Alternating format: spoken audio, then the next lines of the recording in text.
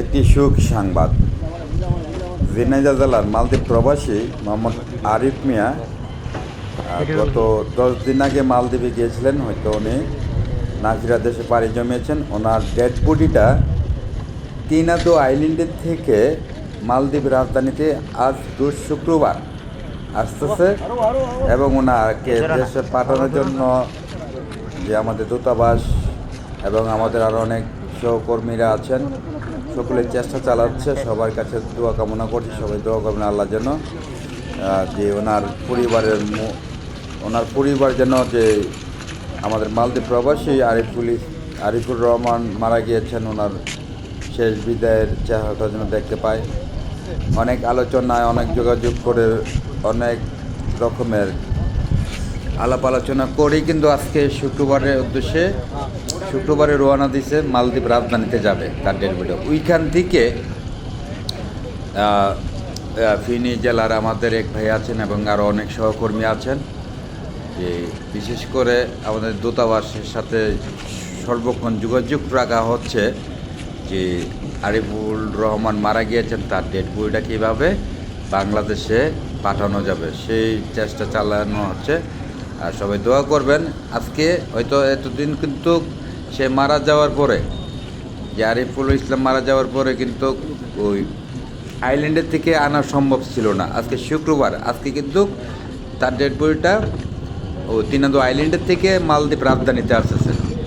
সবাই দোয়া করবেন যে আরিফুর রহমানের পরিবার, বাবা মা, আত্মীয় স্বজন, ছেলে মেয়ে, স্ত্রী সকলকে যেন ধৈর্য ধরা তৌফিক দান করে। হয়তো বুক বড় স্বপ্ন নিয়ে আরিফুল ইসলাম মালদ্বীপ প্রবাসে গিয়েছিলেন। হয়তো 10 দিনের মাথায় 7-8 দিনের মাথায় কিন্তু উনি না ফিরা দেশে পাড়ি জমিয়েছেন। খুব দুঃখজনক বিষয়।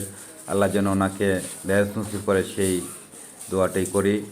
সবাই ভালো থাকবেন। আমি কাজী মুখলেস বিদায় নিলাম।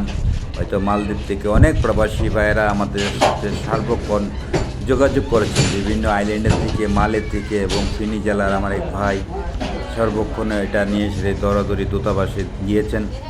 মালদ্বীপের প্রবাসের মাটিতে একটি লোক মারা গেলে এই যে হয়তো বাংলাদেশি প্রবাসী ভাইয়েরা যদি সহযোগিতা না করে, তাহলে এই ডেড বইটা আসতে কিন্তু কোনো সময় লাগে। যখন একটা বাংলাদেশি প্রবাসী ভাই একজনের পাশে দাঁড়িয়ে আরেকজনে আদান বাদান অথবা কথাবার্তা, কোথায় আছে ডেড বইটা, কোন মালিকের অধীনে আছে, সম্পূর্ণ তথ্যটা কিন্তু আমাদের প্রবাসী ভাইরে দিয়ে থাকেন। তো যে প্রবাসী ভাইরা আইল্যান্ডে থেকে বিভিন্ন জায়গা থেকে যে তথ্যগুলো দিয়েছেন, আমরা এই তথ্যগুলো আমাদের প্রবাসী বান্ধব দূতাবাস মাননীয় হাই কমিশনার সাহেবের অফিসে আমরা সব সম্পূর্ণ তথ্যগুলো কিন্তু পাঠিয়ে থাকি। পাঠানোর কারণে কিন্তু দূতাবাস থেকে জানতে পারে তার ডেড বডিটা কোথায় আছে, কবে মারা গেছে, কোন দিন আসছে, এই বিস্তারিত কিন্তু এগুলো আমরা জানিয়ে থাকি।